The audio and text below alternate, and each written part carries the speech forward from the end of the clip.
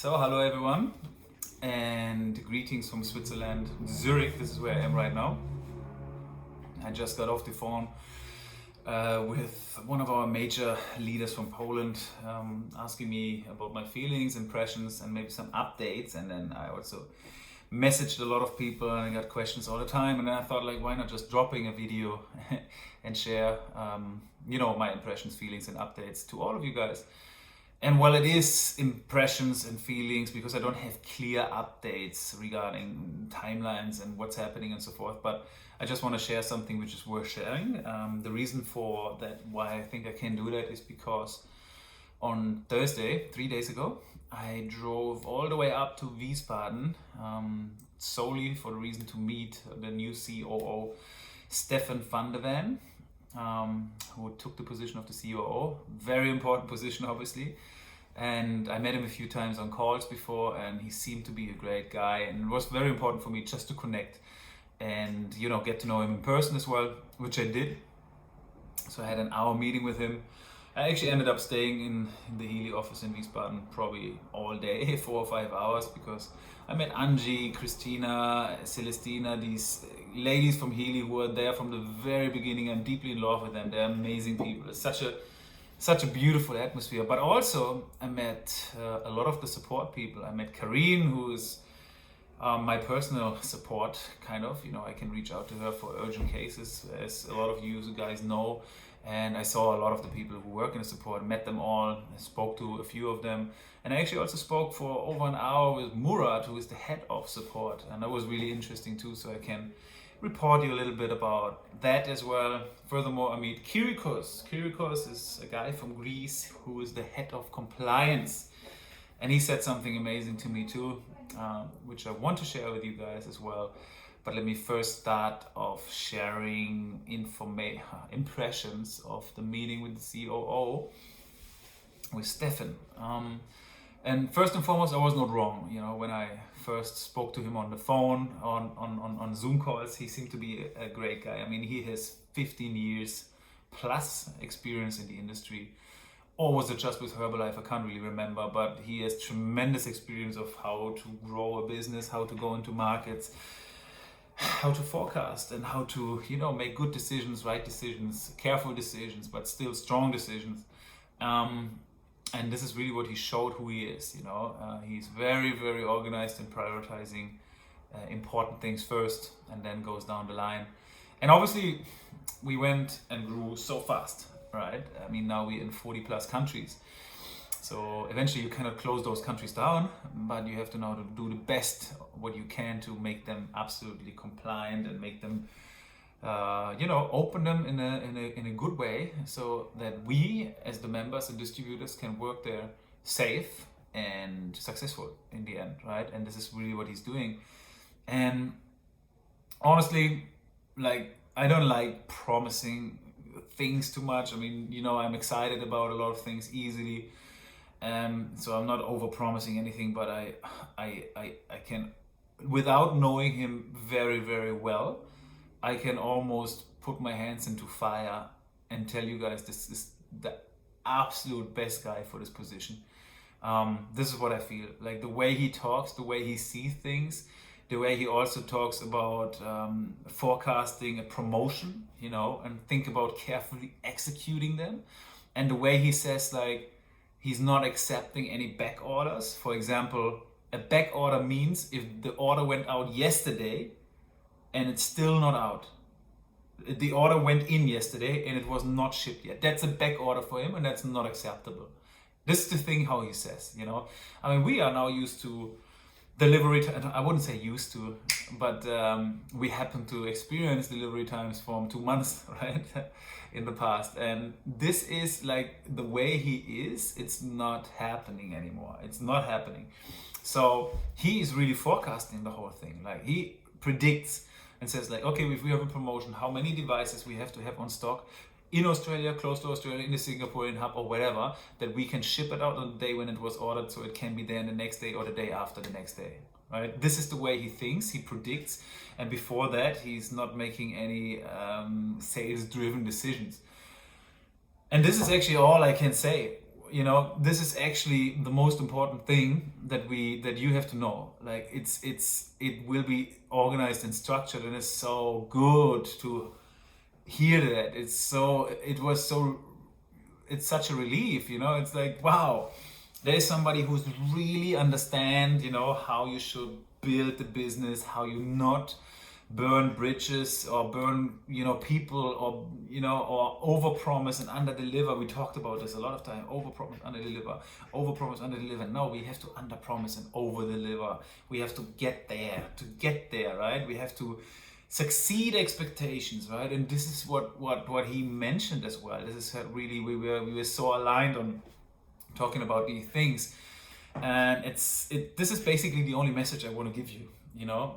So we are in good hands, you know. And this, like, I'm a nervous guy. Like, I left Bali, my paradise vortex, reality of beauty and paradise, in order, because I felt like I need to be here to see what's going on, because I'm nervous, right?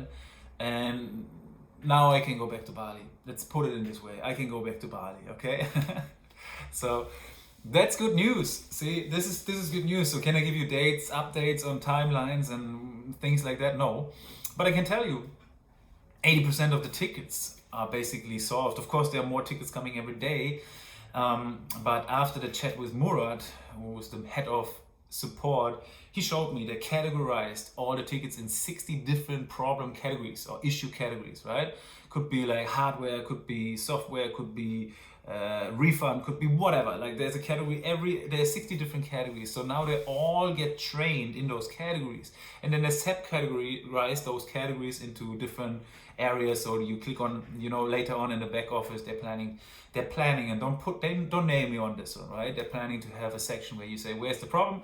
Hardware. So you click on hardware. What's the problem in the hardware? Clack, clack, clack. You have 3 options. This is the option. So it's already with them and it's already assessed. So it's very fast for them to assess. Right now, please don't expect miracles. You have to understand, I see those guys. They're working so hard, right? They're fixing problems, they categorize them. At the same time, they receive training of how to fix those problems. And then they send those problems to the corresponding departments, right? Is it the IT department? Is it the logistic department? So it's not as easy as it always seems, right? And again, guys, we grow so fast, so please be respectful to this one and understand that too.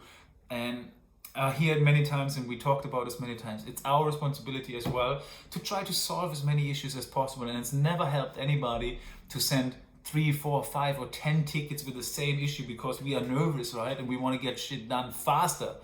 It's not going to be happening faster. All we're creating is more mess and more tickets, and we have to wait even more longer. So please remember, let's try everything. Let's communicate to our people to find the solutions, you know, before we send a ticket, or maybe even collect tickets in one. If you are the team leader of somebody, collect the same tickets and say, send them all to me. I send them in one message, something like that, you know. So let's try to help this company to really get there faster.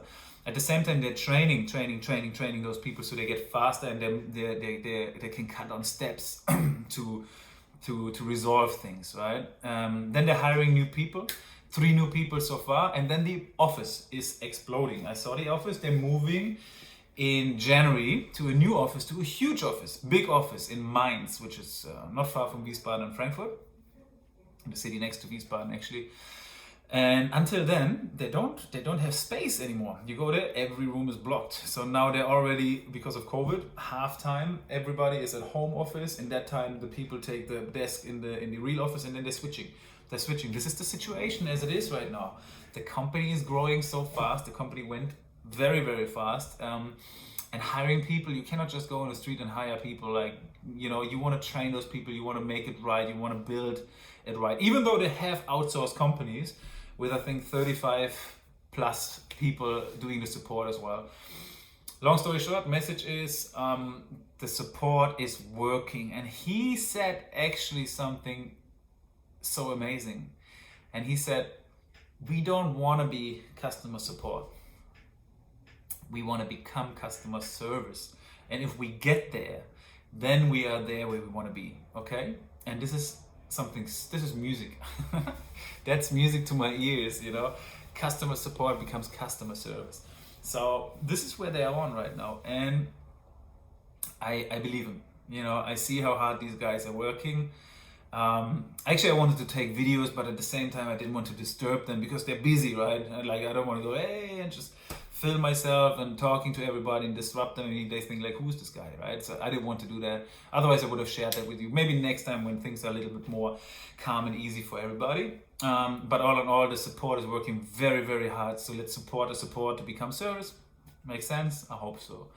Last but not least, I talked to Kirikos, the head of compliance, and I had a small chat with him also before on the call, just for us to really understand like what are the guidelines. They're working on the guidelines, on the right communication from us, how we can communicate, for example, testimonials, or what are we able to use. We're not able to use the Healy name, of course, in websites, in social media pages and so forth. We have to be fair and don't misguide people in, you know, making them believe a distributor site is the official Healy page or something like that, right? And at the same time, we also have to find compliant ways how to share testimonials, because we have to protect, you know, we have to protect the company. We have to make sure we talking the right things. So there will be something coming now in the very near future of how to guide you in saying the right things and doing the right things, you know, guidelines.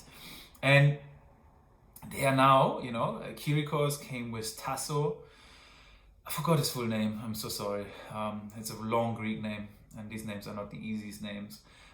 He's the chief of legal, so he's the, I don't know, CLO, I guess, chief legal officer. And he came together with Kirikos. They're a team since long time already. I think it was Amway. Big company as well, obviously, and a really good team. And this is not the rest, you know. There was Thorsten as well, another guy, is the new CFO, also very capable guy, German guy. We had a quick chat as well. And there's so many, not many, but so high profile people on the way. They keep on hiring the best of the best. And so far, as far as I can tell, regarding Tasso, I haven't met that guy, but what everybody is saying is like, he is like the legal genius. He knows everything, you know, and he's really, and he saves a lot of time, because before, every time legal advice was gathered by asking several different legal consultant companies, law firms, and then everybody came with a different opinion. And that took a lot of time. Right now it's all in-house. That guy really comes with the right answers quicker. And it's protected, good answers. So there will be more strict things in the near future. It's not as flexible as it used to be, which is all for our own sake, because again, we're here for the long term and we don't want to risk anything by being a startup and doing stupid mistakes in the beginning, right? But being careful about the things, what we're doing, what we're saying, how we act, and, you know, especially when we open in countries or things like that. And Kirikos, he actually said something to me, which almost sounds like over-promising, but he seemed very, very confident and said like, look, Max, first of all, you guys will have in a year from now, you will have customer service. Plus, you will have a service you have never seen anywhere else in the industry. And believe it or not, I believe in it. I just believe in it. I see those people who just came. I see the willpower they have, the certainty of how they work, the structure of how people are trained, you know, how things are developing and improving. We don't feel it, you know. If I wouldn't go there, I wouldn't have felt it, because yeah, there are people waiting for my ticket, waiting for my delivery. But again, you know, 80% of the tickets have been solved. More tickets are coming. 80%, no, let's say 90% of the deliveries have been done. You know, it's all the back orders is almost gone. And now for the future, in the next couple of weeks, we're already on a really nice track, right?